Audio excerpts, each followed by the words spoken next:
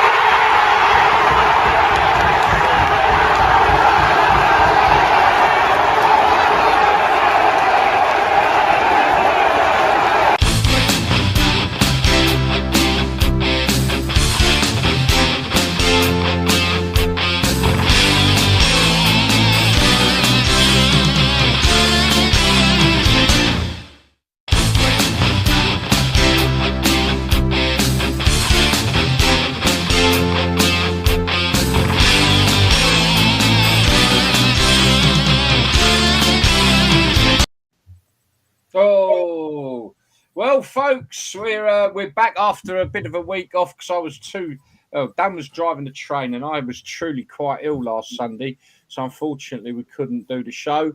But we're back. We're back at an earlier time of 6 o'clock to accommodate the World Cup game at 7 o'clock, which is Spain versus Germany, much anticipated. But anyway, let's welcome the boys. Callie, how have you been? And been 2 weeks. I know, yes.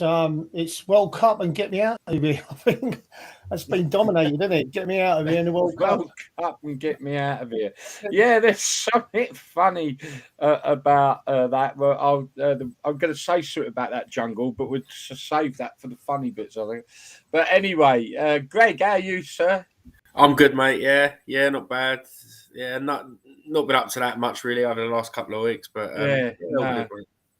all I've been is ill, mate. To be honest, now thank God I'm feeling better. But anyway, right. Well, let me start by saying, the World Cup, guys. What you thinking so far? Generally, we'll talk about England separately, but generally to this World Cup, you enjoying it? Are you? Nigel? Yeah, I mean, I'm enjoying the fact that there's some shock results coming in. So it's not been the predictable World Cup that we all thought it'd be.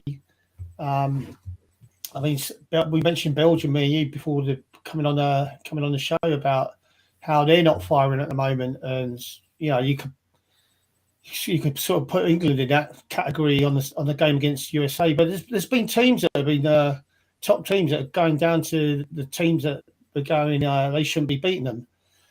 So I think everyone's starting to catch up with everyone else. But the two standouts for me at the moment are Brazil and France. Spain are up there as well. So I think not unless we up our game a little bit, I don't think we'll compete with them three. Yeah, we'll come on to England in a bit. Greg, what's your overall general feeling about what you've experienced so far? Yeah, do you know what, mate? Obviously, just general, not talking about England. I've enjoyed it. I think some of the games have been really good. Obviously, like Callie's mentioned as well, like some of the shocks and that we've seen have been decent. Yeah. I think it's kind of panned out the way you'd expected it to. Like I watched an early Ecuador game, and you kind of saw the sort of the way the South Americans play, and it was a typical kind of South American feel. And then you look at like the African teams, and you look at the Tunisia's, Morocco's of the world, and how difficult they are to break down. And obviously, you see Morocco today pulled off a good result. So I think it just goes to show there's no mugs in the World Cup. Do you know what I mean? It's been good, not been bad. We all slagged the Qatar situation off, but in terms of the actual football, I don't think it's been a bad sort of week or however long it's been since it started. It's a week, isn't it? Yeah. No, I mean, I've said all along, not interested in the World Cup. However, listening to the radio and that when I'm driving around, or I've been sat at home. Oh, where's Nigel gone? Oh, he's dived off. All right, we'll wait for him to come back. Must have said something to upset him. I don't know, but anyway. I see Derby grabbed the late winner against Newport today in the cup.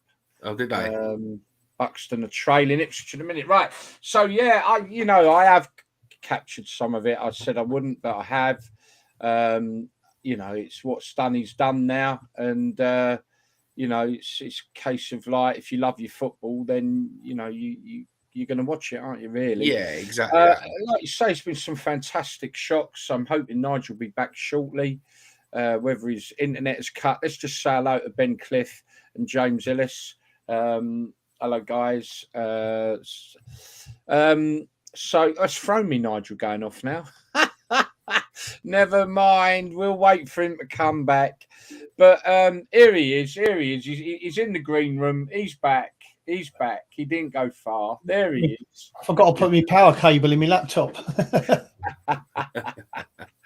So, I mean, looking at some of the results, I mean, Japan beating Germany and then going and losing to Costa Rica. It feels a little bit like the championship, this World Cup, and anyone can beat anybody on their day, really. And the big one, Saudi Arabia beating Argentina, was just huge. But we do see this in World Cup, so don't we? We've seen it in the past, where some of the big boys in their opening games have really, struggled. But as Ben said, Saudis beating Argies was unreal. Yeah, it was great, wasn't it? I mean, both the old enemies have been beaten and badly. And then, but we will talk England in a minute. Let's just have a quick catch up of what's been going on today with the football, guys, which is obviously Croatia have beaten Canada 4-1. Final whistle's gone now. Like we already mentioned there, Japan losing to Costa Rica 1-0. And then Belgium. Now, I just want to bring that one up. Belgium losing 2-0 to Morocco. Do you know what I don't get with Belgium? I was saying to Nigel a little bit earlier. I don't get it with Belgium. They've got some quality players in that side. On paper, I think a few years ago, you would have rated them as one of the top sides in the world with the quality they got on paper. They've done nothing in all that time, and they looks like they're going to struggle to go through the group stages. I think they're going to have to beat Croatia, aren't they, in the last game to get through? Yeah, the commentator said they were rated number 2 in the world. Yeah, they've been rated really highly for a long time now. And when you look at the players, you know what? I can understand that, but they've done nothing. The thing is, that team, like I think the first, obviously, I know he came on, but Belgium without Lukaku up front, they struggled, didn't they? Batshuayi is not the player that, some people think he is. Yeah. And obviously they've got that Jeremy Doku as well. He's only young, but defensively as well, Belgium, obviously they're very old at the back. The likes of Vertonghen and I forget the other fella as well. Is it Alderweireld? Is it? Is he there still? I think they're both back in Belgium now. Do you know what I mean? They've kind of had their time playing for top European leagues and they've kind of moved back home. And I think they're an aging team, but they have obviously still got the quality of De Bruyne and players like that. But yeah, and also as well, do you know what? I think they've actually got the wrong manager as well. Yeah, Martinez. I don't even think their fans are what I've read. I don't really particularly think they think much of him either. So. No, someone's just put a comment up saying, it's a manager who was battling relegation for many seasons with Wigan. This is it. So I mean, you can expect this guy to go and win the World Cup. Another comment. Don't believe FIFA rankings. It's right. I just want to mention that as well. I mean, we've just mentioned the World Cup, but there's been some FA Cup second round today as well. And mention there, what a great win for Boreham Wood at Bristol Rovers today. I guess Simon must be crying into his cup of tea right now. I'm sure he's not on the cider, but what a great win. Boreham Wood did it last year, didn't they? Had a right run. Looks like they're going to do it again. Yeah, so already playing up again, Boreham Wood. Fleetwood beat Ebbsfleet. Burton Albion hammered Chippenham Town, which means Simon Lawrence will be crying into his cup of tea now. 6-1 they beat them, and Derby getting a late winner, I believe, 2-1 at Newport, the county derby. Yeah, they've done well today. They were 1-0 down, but second half they were all over them. So yeah, third round of the cup for Derby. But just getting back to that Belgium side you're on about. I mean, this is what I'm on about. Morocco were 1-0 up with about 5 minutes to go. You know, Southgate would have chucked on 10 defenders with substitutions there. All right, they've gone for a second goal. 5 minutes to go, they've gone for another goal. That's what I want to see from England. You know, like all this. Well, let's talk about England. Yeah, let's talk about England then. An indifferent sort of start so far, isn't it? Really. Listen, they won 6-2 in the first game, right? Playing it the same way they did against the USA, right? Same tempo, same sideward passing, backwards. You know, they got a good result against Iran. They tried doing that against the USA. The USA looked quicker than us. And they look more hungry than us. I mean, we looked like we had players that have been playing all season, 45 games or whatever, and we're tired. And we're just not. We're playing the same side, the same system. He's got his favourites. He ain't giving players that are in form a chance, which he said he would do at the season. He'd play the players that were in form for the country and the clubs, should I say. You know, Mason Mount, Chelsea aren't having a good season. Mason Mount's not in form. Raheem Sterling's not had a good season so far. You've got Foden who's on fire at Man City. He's not playing him. We talked about a plan B. Has he got a plan B? Well, it don't look like it. You know, get Kieran Trippier off and get Trent Arnold on. He's a different fullback. He's an attacking fullback. You change the system of where you play, and you go for your goals. No, but there isn't a plan B with Gareth Southgate. There just isn't. He will replace Kane with a centre forward. He'll replace the two wingers with two other wingers. So the system stays the same. It's just the players that change. There's no change of system with him. Yeah, okay. I just want to. We're getting a comment from someone who doesn't obviously want to put their name to them. Betting account, giving us the right slate in here. Good chat as per. Nice to see hypocrisy from one of your guests is as high as ever. Everyone's entitled to opinion, pal. Prayed the World Cup would flop, then having an in-depth chat about it after stating, well, should we not talk about it? I mean, at the end of the day, I'm not a fan of not the teams. I'm not a fan of FIFA's corruption in how they got the World Cup. It's as simple as that, you know. But the football's here now, and it's going to be spoke about, isn't it? Someone who hopes Iran beat England. Did anyone hope Iran beat England? Can you? I mean, I wasn't interested. So I never directly said that I wanted Iran to beat England, but I said that I don't care about England in this World Cup, and the reasons for that are solely because of the manager. So you'll probably never meet anyone as highly as me who dislikes Southgate as much as me. And going into this World Cup, I said to anyone who asked me, I said that I'm looking forward to the World Cup in terms of the football because I'm a football fan and I love my South American football and I'm looking forward to watching the different nations. But in terms of England, I've got zero interest. The only way that Southgate is going to lose his job, in my opinion, is if we fail. The only other way he loses or he leaves is if maybe we win it and then he steps aside. You don't need to explain yourself, mate. You don't need to explain yourself. Yeah, so my opinion was basically of that. I've got zero interest when it comes to England. I didn't watch the Iran game, so I can't comment on it. In terms of the USA game, it was on, and it was very much as I expected. Obviously, I can't comment on the Iran game, so I didn't see it, but I watched the USA game, and it was standard Southgate, weird substitutions, weird tactics. They was a lot better than us, and they deserve to win the game. Yeah. No, at the end of the day, everyone's entitled to an opinion, you know, and that's the way it is. You know, it's not very sad as this person who can't put their name to their criticism. So don't criticise if you can't put your name to it, whoever you are. But at the end of the day, everyone's entitled to an opinion, and get on with it. Right, okay. Okay, I'm just going to bring up some of the comments. As soon as I saw Southgate talking to Henderson against USA, you knew he was setting up for a draw. It was negative. Just going through some of them. All right, that's fine. He said what he said. Look, anyway, I'm not going to go there. At the end of the day, you know, betting account. Who are you? Right, sorry about that. Through this performance reminded me of the Scotland game in the Euros. Loads of comments coming up. I think we expected that. I think with the Iranian game, I think the way I looked at it, I think everyone got overexcited about it.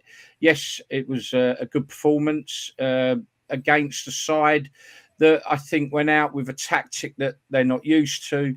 They set themselves up very differently, Iran, to what they normally perform like. And I think, you know, I just think we got overexcited about that performance. I think it was against quite a poor Iranian side. And to be fair, that Iranian side looked quite good in that second half against Wales. Oh, well, I didn't watch it, but I listened to it on the radio. And so I think maybe we got overexcited about the first game. And I'm afraid, you know, set an expectation maybe. And then that expectation bubble burst with what was quite a negative game against America. That said, I thought America looked quite lively, quite nippy. Their football's come on leaps and bounds, hasn't it?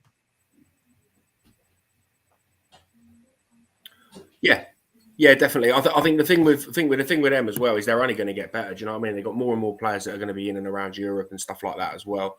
So no, fair play to them. Do you know what I mean? What do you think, Callie? Yeah, it's like I said before. I think the so-called minnow countries are, you know, they're not a footballing force. I think they're catching up now. You know, there's players that are, like you say, playing in Europe, playing in the Premier, from all different countries in the world, and the national teams are starting to get a bit stronger. They're learning, and they're catching up. They mentioned about it on the commentary on the Croatia-Canada game, the one I just watched as well, because obviously they were saying about, obviously, Canada are co-hosting it with the US and Mexico in 4 years. And obviously you look at players like for Canada, for like, you know, Alphonso Davies, he's at Bayern Munich, and, you know, a few of the US players as well, you know, that are dotted about and stuff like that. So, yeah, you know, it's like they're only going to improve. And I think they're probably taking this as a bit of a learning curve, all three of them, not just the US, but Canada, Mexico.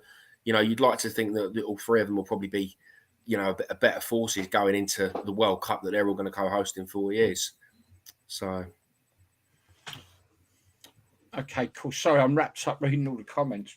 Yeah, flying through. But yeah, so team of the tournament so far, Greg. Who do you think? Ooh, God, it's a tough one, isn't it? I'd probably, because they played the two games and they're first to qualify, probably France.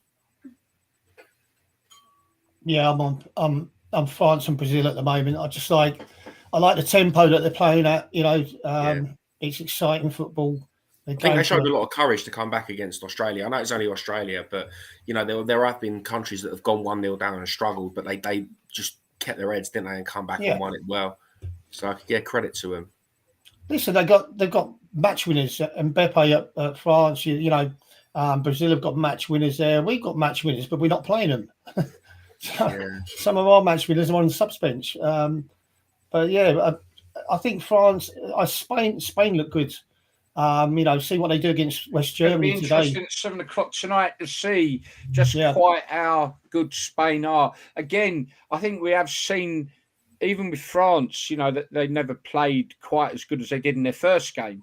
You know, but they got the win though. That's the difference.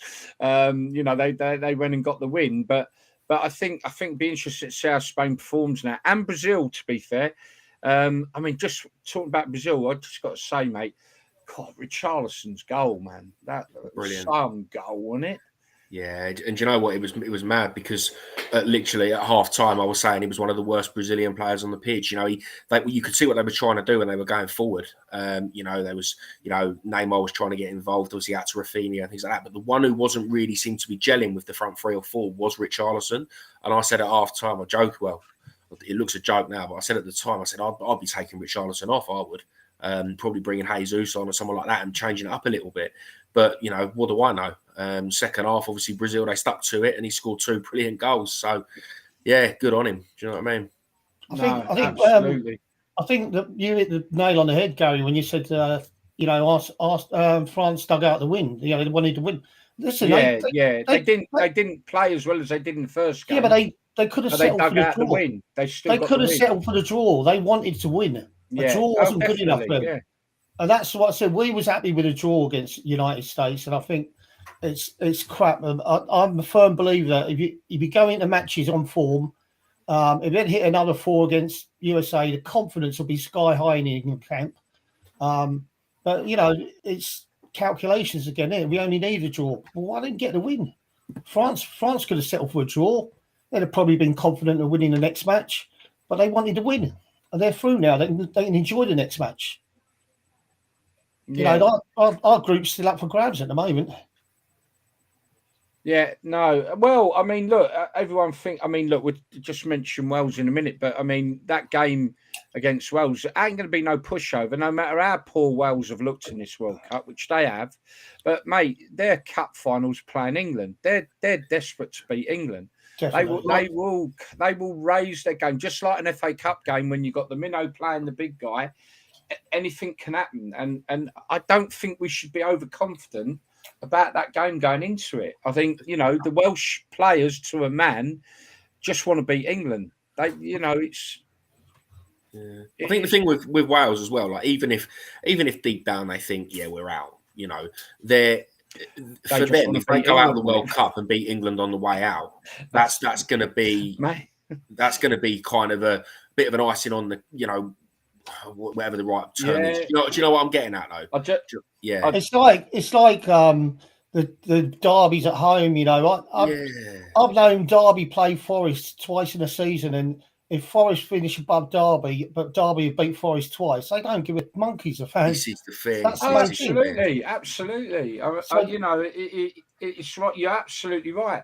And then Welsh players, mate, will be proper up for it. Now, I'm not saying that I just don't think we should be overconfident about this being such a poor Welsh side, because their game will change against England, guaranteed. They will up their ante one way or another, and make a statement. And let's face it, we don't tend to do that well against home countries. I mean, if we look in the last couple of tournaments in the Euros, we drew with Scotland. In the previous Euros in 2016, we drew with Wales, didn't we? That was a 1-1 draw, wasn't it? And we went behind in that one. So I don't know.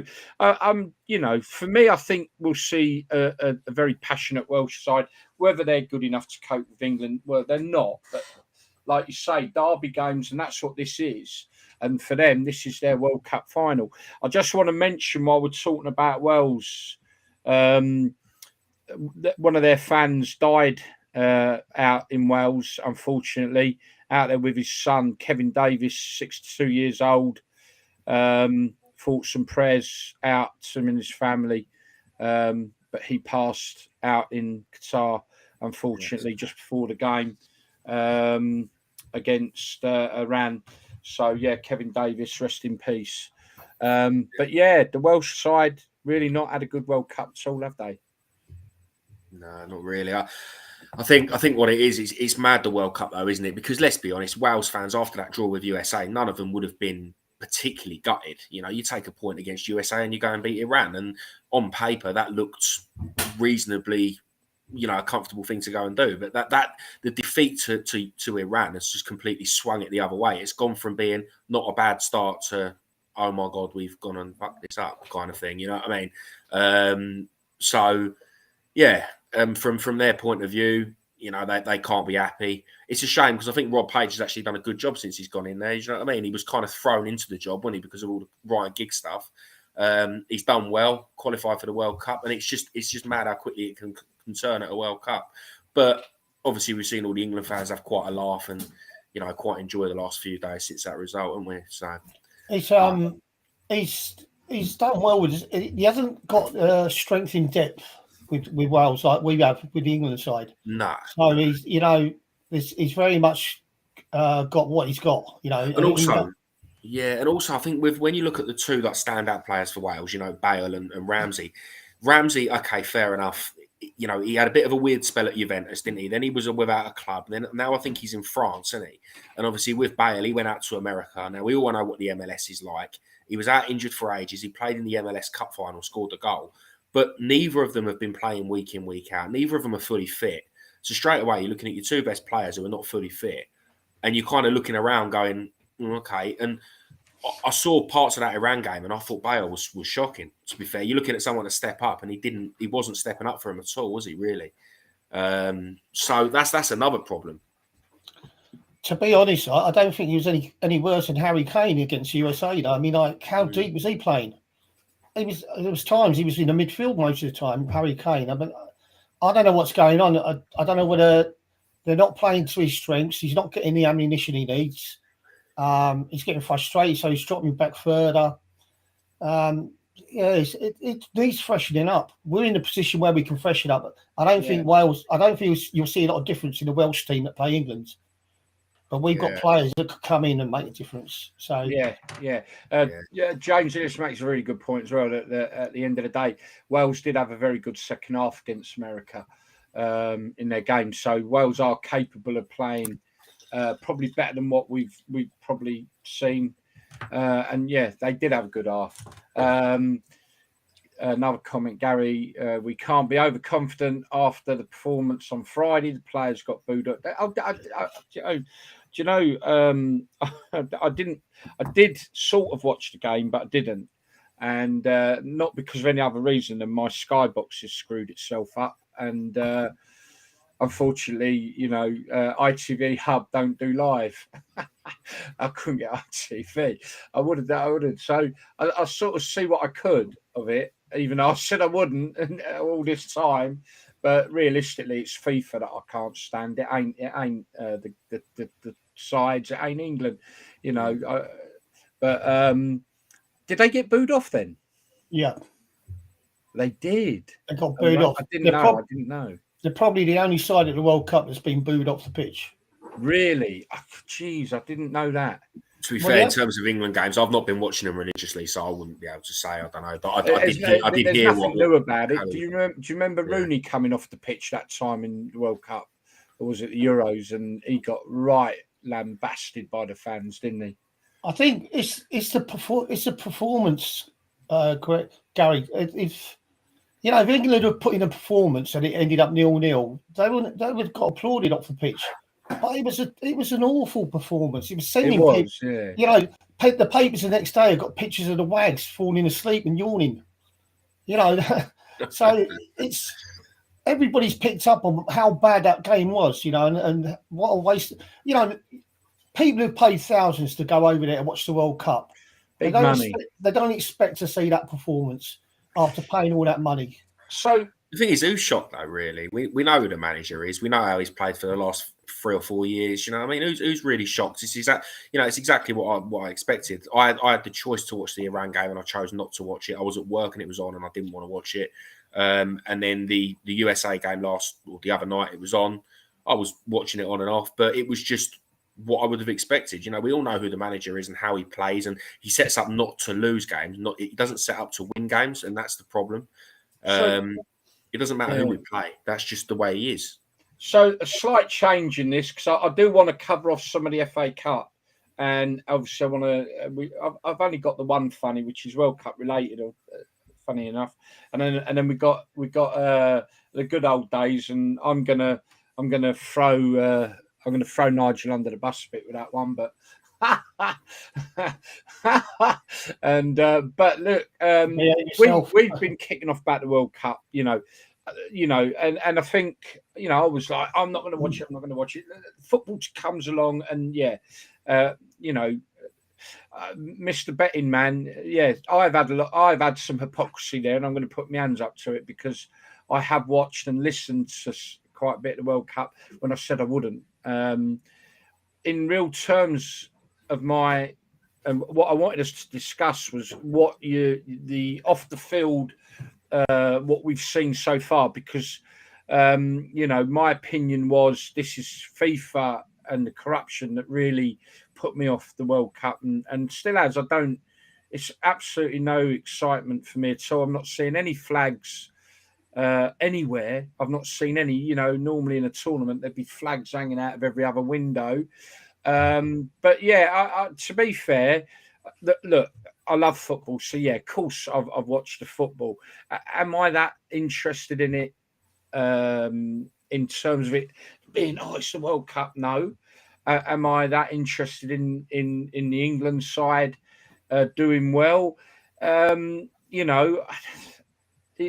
don't want to see them not do well. They're my country, but at the end of the day, I find it very hard to raise my excitement about it. But then that's because I've been banging on for so long, and then the amount of politics that people's agendas that they've jumped in on, and and stuff like that's just really, I think, put a lot of people off, and it's hard to put Christmas trees up than the more Christmas trees and flags, and yeah, so there's a lot about the World Cup I don't agree with, I don't like.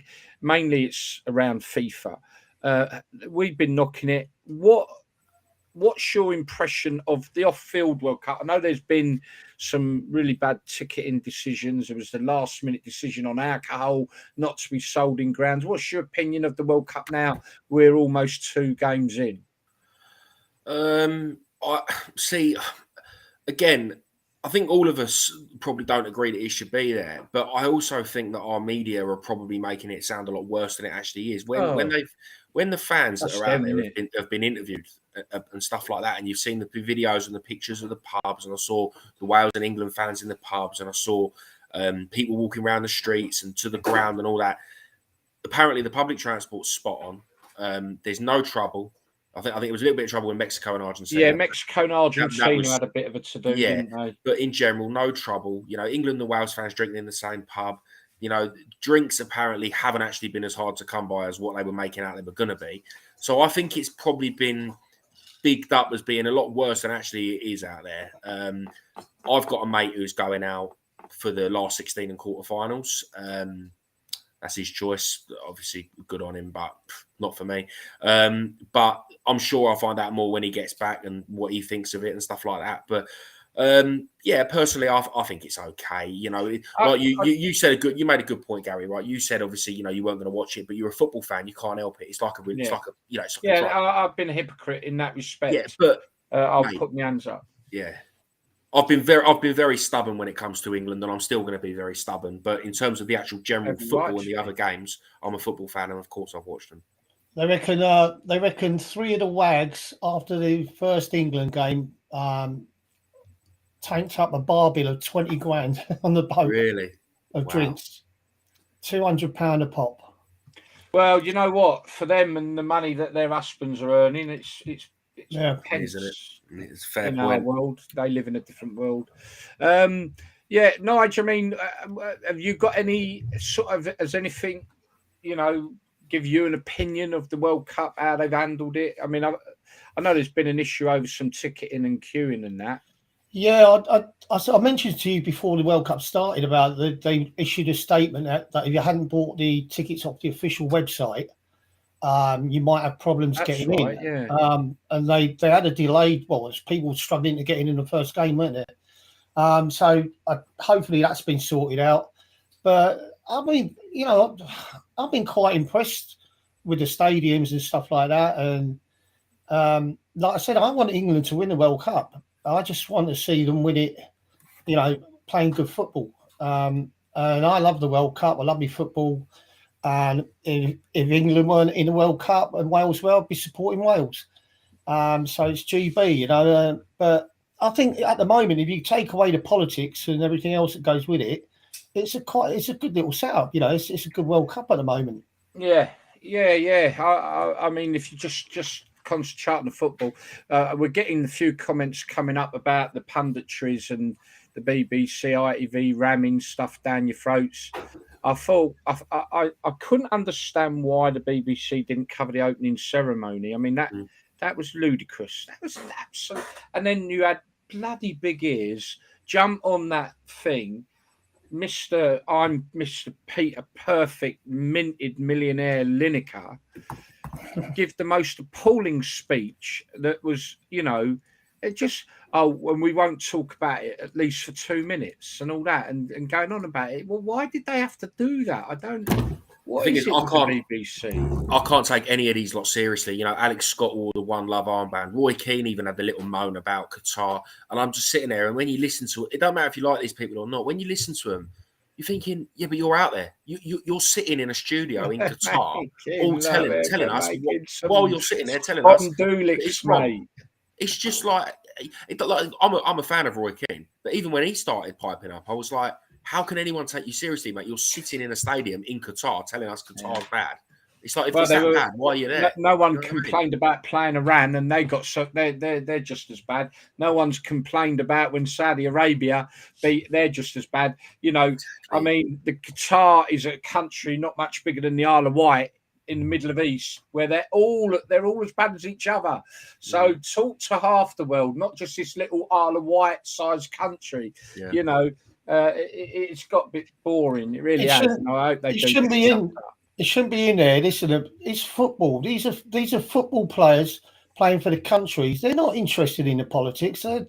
If they're getting interested in that, then they don't deserve to win the World Cup, because the only thing they should be interested in is winning that game and winning the World Cup. Let all the other bollocks that's going on outside of the game to other people to sort out. Get your minds on it. There's been too much talk. There's been too much talk about this armband. How much talk have they had about wearing this armband? And come on. Yeah. Someone put up. I wish I'd have kept the photo of it now. Someone put up a picture, and it was an armband, and it had like the characters out of Rainbow on it. Yeah. Look, it is what it is. We've said so long, we've been talking about it. I just wondered what you felt. I mean, to me, it looks like the fans out there enjoying themselves, having a good time. Very expensive. We knew that was going to be a lot of money. But so far, I'm not hearing that much bad about it. And I think I said before the World Cup, these Qataris are not going to make it a bad World Cup for supporters, are they? No. They want the tourism out of this. That's what they want. Just after slating all them pundits, I just want to give a shout out to one pundit, one presenter, right? Alan Brazil on TalkSport the other morning. Once again, right, they was talking about the knee, and they was talking about the armband and about politics in football and all this, right? And he literally turned around in the middle of his show and went, "Can we just stop all this?" He went, "I'm sick to death." Yeah, I heard him. He was going, brilliant. It's football. He was like, "Let's just play football. It's the World Cup." And he was like, "I'm getting sick of it." And I thought to myself, that's not a presenter who's scripted there. That's from the heart. He's one of them who's just sick to death of all this nonsense. We're a week into the World Cup. Let's just play football. And you know what I mean? At the end of the day, if we're going to have an after criticism of the World Cup and people want to go out and make their mind, they've just got to look at FIFA. FIFA, the ones that took the brown envelope. Yeah. They're the ones that knew what they were doing when they give it out. It was ridiculous. Australia should have got that, if anyone. Much more deserved country than Qatar, but they didn't have enough money in the brown envelope. And that's what it's all about. Forget everything else. FIFA, the most corrupt organisation in football. Right, okay. I am going to switch to the funnies. I've got one funny. It is World Cup related. I do quickly want to touch on the football, and then a quick good old days, and then we're pretty much over, and everyone can get on and watch Spain, Germany. Yeah. Right, let's just do that. So we're going to do the old funny old game, and there's no rant from me today, by the way. Funny old game, and so this is a video. Now, we all know about Arco and all that in the World Cup. So this video is about I think he's Mexican. Anyway, let's have a look.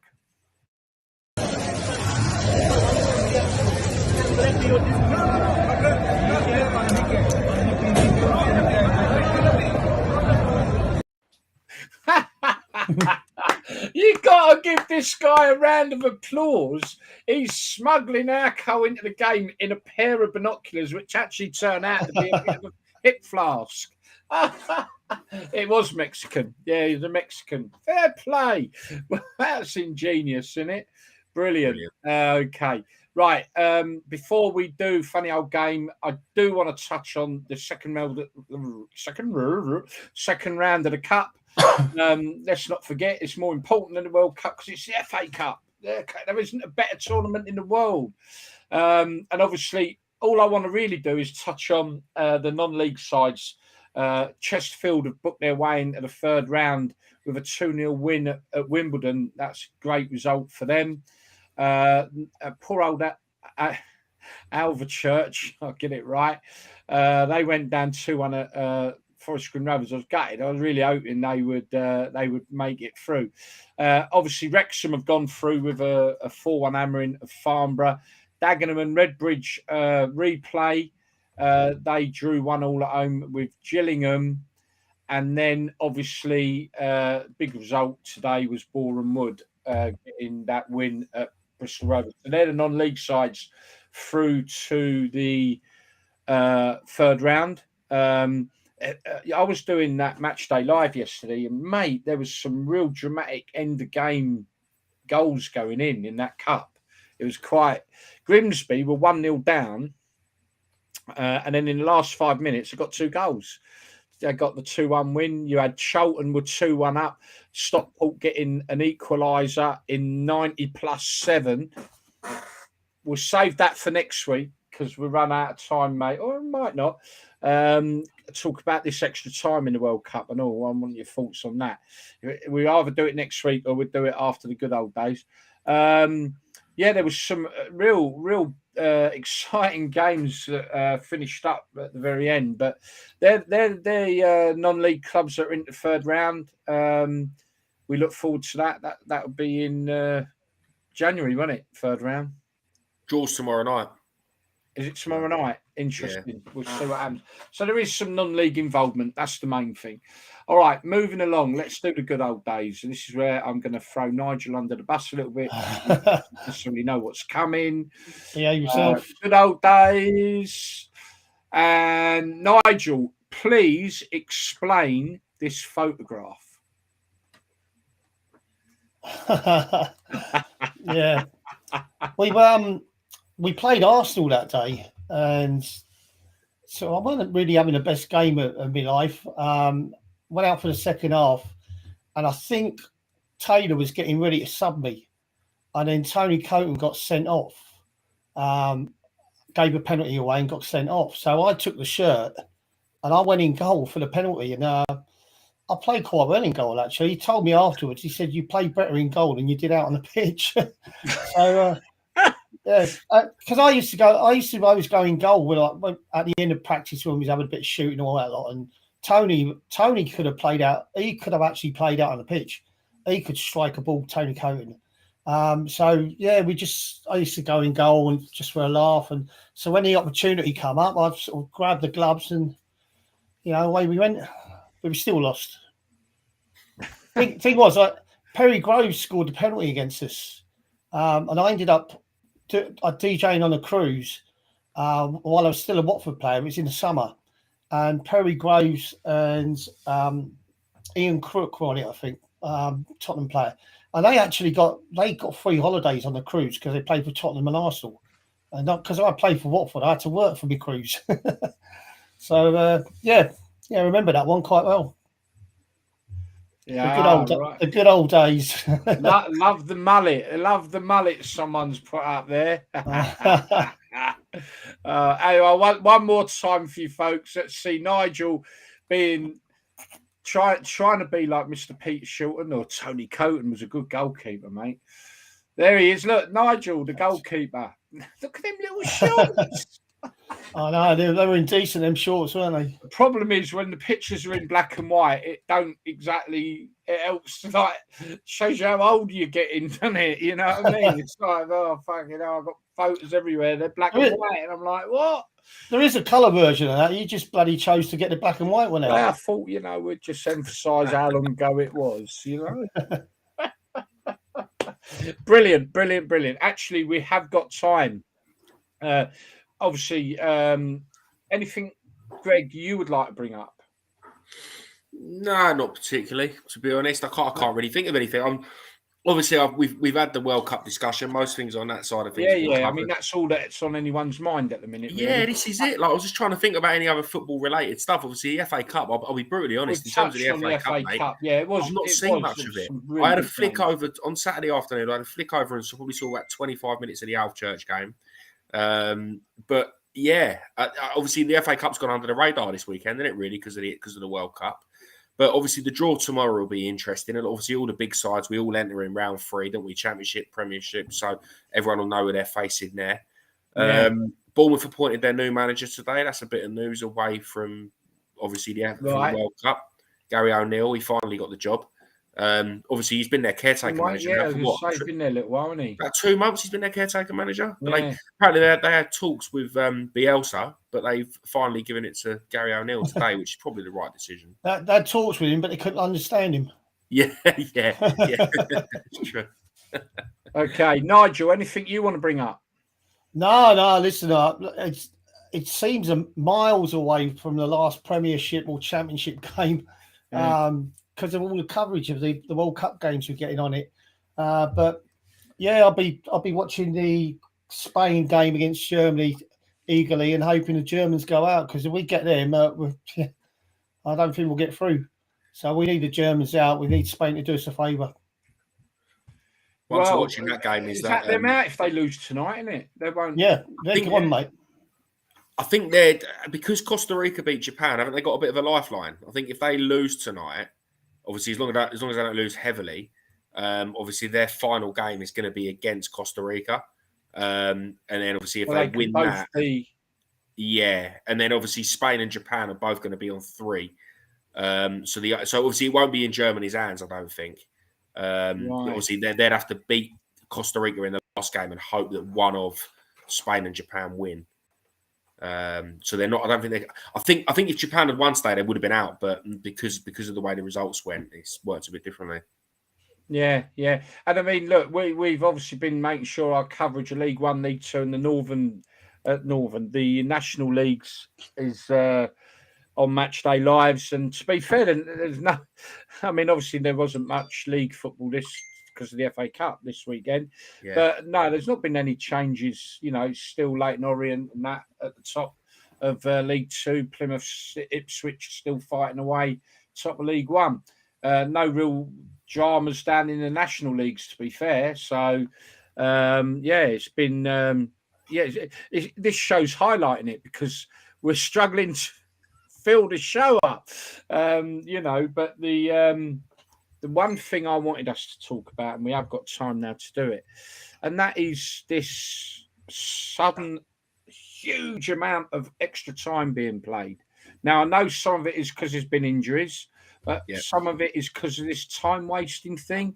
I mean, we're seeing huge amounts of extra time. I'm seeing some people saying, bring it into our game, and then that will stop all this time wasting. I'm on the other side of the fence.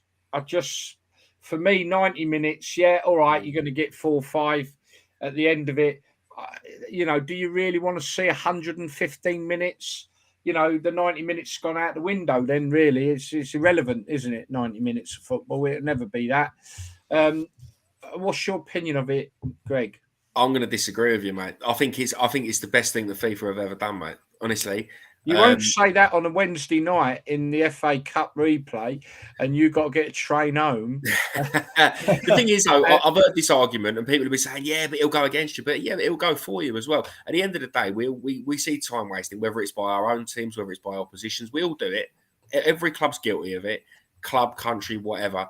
And, whether it's time wasting taking a throw, a goal kick, rolling around on the floor when you're not injured, walking off the pitch slowly when you have a sub, all these little things add up. Oh, I do agree with that. I do agree. All FIFA are doing is just adding up every little minute and putting 7 or 8 minutes at the end of the game. And I think it's brilliant. I really think it's brilliant. And 13 minutes, some of them, 14 minutes. It's like, I think there was one game I watched where there was like 7 minutes added on. It was half time. I was thinking, where'd they get that from? I didn't see that. But in the main, I think it's actually been right.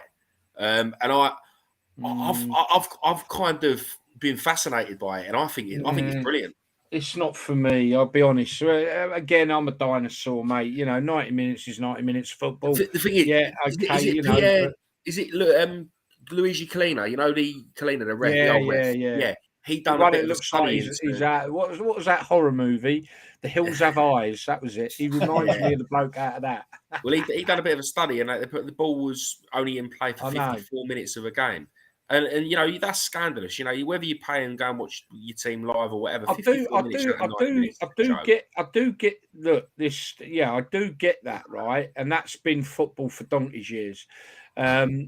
What for me is like your midweek games. If that gets brought over into our country and that same philosophy, mate, these midweek games ain't going to be finishing till gone 10 o'clock at night. Yeah, but then you have games that kick off now at 8 and quarter past. The Amazon games last year were kicking off at 8:15, weren't they? I get that, but that time so- of night, the kids, especially on a school night with the kids as well. For me, I just hope we don't do it. But I do hope we do something about maybe time wasting. But football's been football for donkey's years. It's what it is. All this. Do you not think it's got worse? Do you not think the time wasting's got worse over the years with maybe like the influx of players from different continents, and yeah. I mean, don't know if you saw it last night, but the Argentina-Mexico game last night, some of the play acting going on in that game was just ridiculous. Yeah, I do understand it in that respect, and yeah, I think you're right. Since the influx of foreign players, it's got worse in our country, and I think it's become part of the game. This time wasting, and I do agree. I don't know. Is there another method though? Like I say, I'm just thinking on the lines of we have a lot of midweek games in this country. The TV, like you've already stated, pushes us to like 8 o'clock at night. Kickoffs, 8:15 kickoffs. And if it's a cup game in the midweek, like all the League Cup games are, and if it's going to go to extra time as well, you'll be playing to 11 o'clock at night. To be fair, though, mate, in Spain, they have games that kick off at 10 o'clock at night. So it could be worse. Do you know what I mean? but it's good to get your opinion. And I'm hearing that opinion sounded by a lot of people, by the way. A lot of people agree with you, Greg. Nigel, what's your thoughts as an ex-player? Yeah, I'm a bit with Greg, to be honest. This time wasting really gets on my tits. So, I think teams should get punished if the time wasting, and I'm definitely not disagreeing about the time wasting and punishment. I just see it creating a lot of problems for the fans in certain games. That's what worries me. Yeah, it's a difficult one, isn't it? I mean, one of the lads, UK casual says, "Kay, you must have been taught to play to the corners if you're winning." We played up the ball up and close things down, but when you see this guy shielding the ball right by the corner flag and the players can't get to it, and in my day you'd have had someone like Joe Jordan just put you in the third row of the stands, and he'd probably get a slap on the wrist for it. So it's they get away with murder these days with these refereeing positions. And oh, listen, I'm not disagreeing at all with both your sentiments about that at all. For me, I'm just like someone saying there, you think of the fans.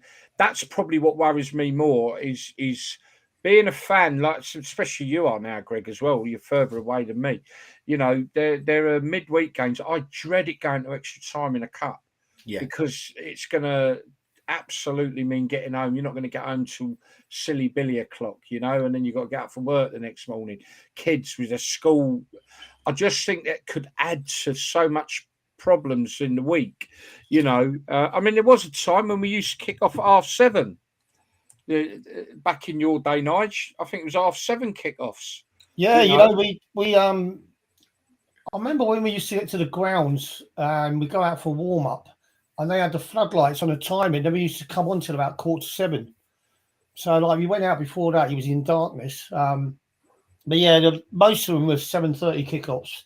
Yeah, I mean that's like you say. I mean some now 8:15 and that's the only reason why I'm not a fan of the idea. I'm a fan of the trying to find a solution. I'm just anyway. But that's my. For me, there's too many things that are getting changed in football now. They used to say football's a simple game, you know, but why make it difficult? But people seem intent on making things difficult now. They want to change everything that's been going in the last 10 years. Has been so. I mean, VAR's come out, and I'll tell you what, some of the VAR decisions have been diabolical. You know, going back to the first game that England played, yeah, I think it was it Harry got brought down in the box. Well, we should have had a penalty early on in the game. Yeah. And then they gave Iran a penalty in the last minute of the game. And they even said they thought that the referee's giving it out, feeling sorry for them.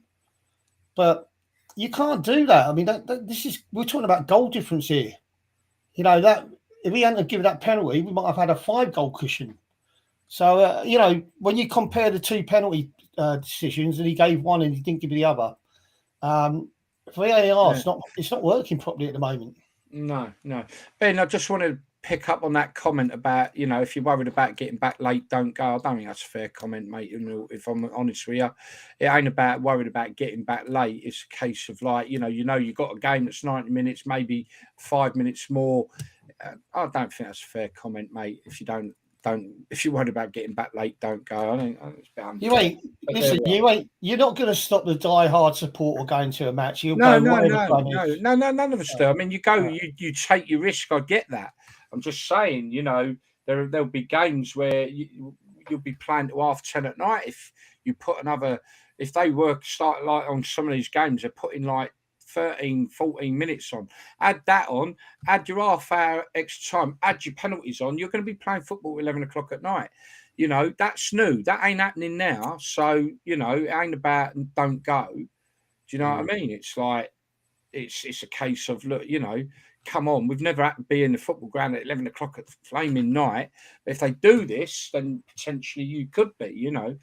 And what don't help in this country is our transport network seems to shut down after 10 o'clock at night. That's true. That's true. Yeah. I think it's a really interesting debate. And do you know what? I think both Gary, mate, you've made some really good points. So has Callie. And it's definitely one that, you know, it's good to see what they're doing. Don't get me wrong. I think FIFA do a lot of weird things, and they talk about a lot of strange things that they're going to do. You know, like I've heard stuff about, you know, that Arsene Wenger wanted to bring in this rule and that rule, and people are going, what? But I think I didn't hear anything about this time wasting and doing this in the World Cup. The first I heard of it was when I watched the first game, and I thought, do you know what? I really like that. And as I've watched more games, I think it's great. But that's just a personal opinion. You know? Like I say, for me, it's just about, you know,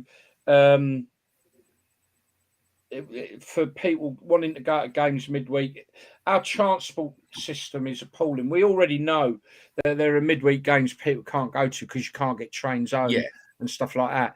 Like you were saying about Spain. In Spain, probably the transport network's on all night or something stupid. Yeah, and also as well, the away fans, unless the games are quite close, they don't travel anyway. Do you know what I mean? No. So we are a bit different out here. Yeah. I mean, I do take the whole point about it, and don't get me wrong. And Ben, I do take your point about if you're worried about getting home late, don't go. But I think it's slightly unfair because I'm talking about something new that we are not experiencing at the minute. And like I say, this could lead to games going on till silly hours. You know what I mean? But if that's what it is, that's what it is. You know. Right. Okay. We're going to call it a day, people. I think you all want to edit your TVs. Bit of a gaming about to start. Germany against Spain. We'll be back next week. So, Greg, last word from you?